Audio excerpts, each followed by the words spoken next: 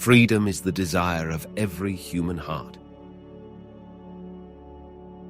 In the end, it's not the years in your life that count. It's the life in your years.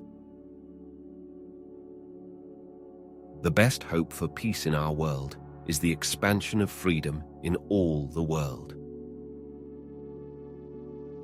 Our nation must come together to unite.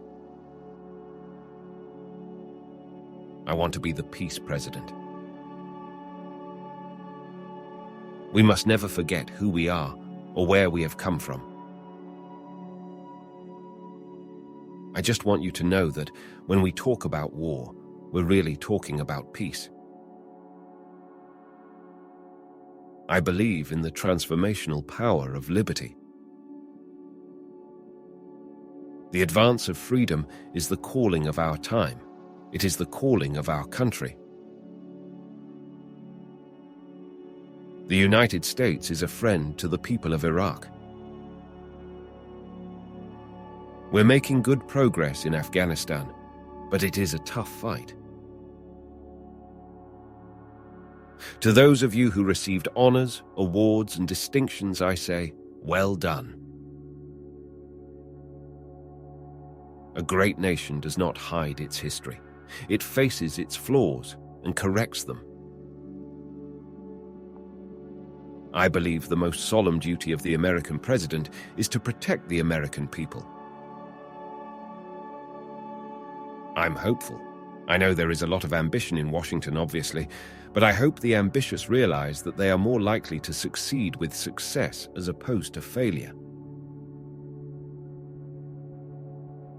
In my line of work, you got to keep repeating things over and over and over again for the truth to sink in, to kind of catapult the propaganda. The American people expect us to work together. Our enemies are innovative and resourceful, and so are we. They never stop thinking about new ways to harm our country and our people, and neither do we. We will not waver, we will not tire, we will not falter, and we will not fail. We have a responsibility that goes beyond politics. We have a responsibility to protect the people. I understand small business growth. I was one. The terrorists are fighting freedom with all their cunning and cruelty because freedom is their greatest fear, and they should be afraid because freedom is on the march. I believe in the power of individuals to make a difference. There's no cave deep enough for America or dark enough to hide. I'm honored to shake the hand of a brave Iraqi citizen who had his hand cut off by Saddam Hussein. We're taking action to protect the American people. It's important for them to understand the nature of the threat. Freedom itself was attacked this morning by a faceless coward. The United States of America will not permit the world's most dangerous regimes to threaten us with the world's most destructive weapons. We are in a fight for our principles, and our first responsibility is to live by them. I want to thank you for taking time out of your day to come and witness my hanging. I believe that the human being and the fish can coexist peacefully. I believe that God wants everybody to be free. There's an old saying in Tennessee, I know it's in Texas, probably in Tennessee, that says, "Fool me once, shame on you. Fool me, you can't get fooled again." I think if you know what you believe, it makes it a lot easier to answer questions. I can't answer your question. See, in my line of work, you got to keep repeating things over and over and over again for the truth to sink in, to kind of catapult the propaganda. I don't know whether I'm going to win or not. I think I am. I do know I'm ready for the job, and if not, that's just the way it goes.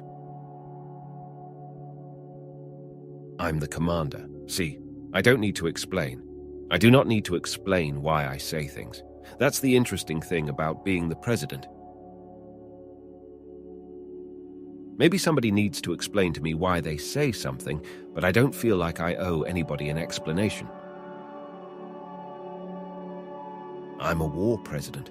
I make decisions here in the Oval Office in foreign policy matters with war on my mind. I trust God speaks through me.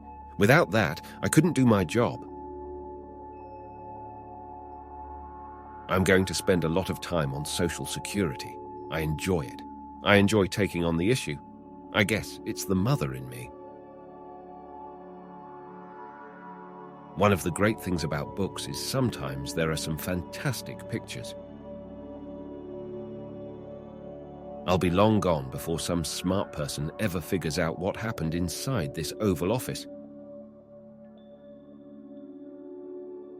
I know how hard it is to put food on your family.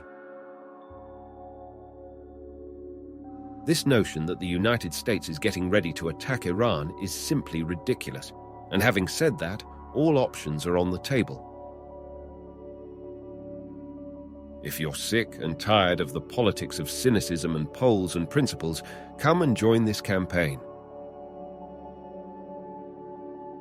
I want to be the education president. You teach a child to read, and he or her will be able to pass a literacy test. I've got a record that is conservative, a record that is realistic, a record that understands how to put a plan in place. I think war is a dangerous place.